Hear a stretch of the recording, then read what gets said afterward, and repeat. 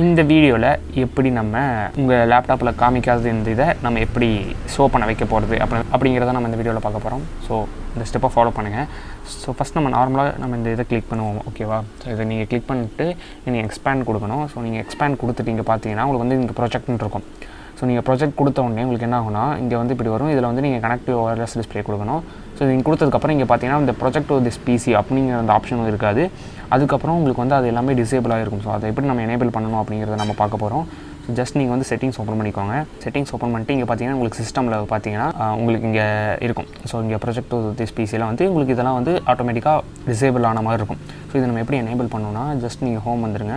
Home வந்துட்டு இங்கே பார்த்தீங்கன்னா உங்களுக்கு இங்கே ஆப்ஷன் இருக்கும். ஸோ இந்த ஆப்ஷன் நீங்கள் கிளிக் பண்ணிக்கோங்க. ஸோ நீங்கள் கிளிக் பண்ணிட்டு இங்கே ஆப்ஷன் ஃபீச்சர்ஸ் அதில் தான் இருக்கும். ஸோ அதில் வந்து ஆப்ஷனல் ஃபீச்சர்ஸ்னு ஒன்று கொடுத்துருப்பாங்க. ஸோ அந்த ஆப்ஷனல் ஃபீச்சர்ஸை கிளிக் பண்ணிக்கோங்க. நான் உங்களுக்கு இன்டர்நெட் கனெக்ட் பண்ணிக்கிறேன். ஓகே, நீங்கள் இதுக்கு வந்து நீங்கள் இன்டர்நெட் கனெக்ட் பண்ணிக்கணும். ஓகே, இப்போ நம்ம இன்டர்நெட் கனெக்ட் பண்ணியாச்சு. இதில் பார்த்தீங்கன்னா ஆடியோ ஃபீச்சர்னு இருக்கும். ஸோ இந்த ஆடியோ ஃபீச்சர்ஸ் கொடுத்துட்டு இதில் பார்த்தீங்கன்னா ஒயர்லெஸ் கனெக்ஷன் டிஸ்பிளே சம்திங் நம்ம இருக்கும். ஸோ நான் ஆல்ரெடி இன்ஸ்டால் பண்ணிவிட்டேன். ஸோ நான் உங்களுக்கு வேணால் இங்கே காட்டுறேன். பார்த்தீங்களா, இங்கே இன்ஸ்டால் ஃபீச்சர்ஸில் பார்த்தீங்கன்னா உங்களுக்கு தெரியும் ஒயர்லெஸ் டிஸ்பிளே. ஸோ இங்கே ஒயர்லெஸ் டிஸ்பிளே இருக்குது பார்த்தீங்களா. ஸோ இதை தான் நீங்கள் வந்து இன்ஸ்டால் பண்ணணும். கிட்டத்தட்ட இது வந்து கம்மியான சைஸ் தான்.